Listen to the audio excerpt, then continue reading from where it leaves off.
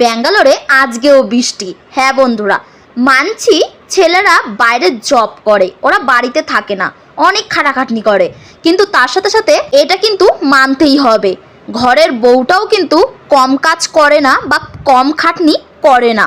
হ্যাঁ, তারা বাইরে যায় না, তারা কিন্তু ঘরেই থাকে, ঘরের যাবতীয় সমস্ত কাজ কিন্তু তাদের করতে হয়। বরমশাই যাবে অফিসে, তার জন্য কিন্তু স্ত্রীকেই সবার প্রথমে ঘুম থেকে উঠে তার টিফিন বানিয়ে দেওয়া, তার সমস্ত কিছু গুছিয়ে রাখা, সবটা কিন্তু করতে হয়।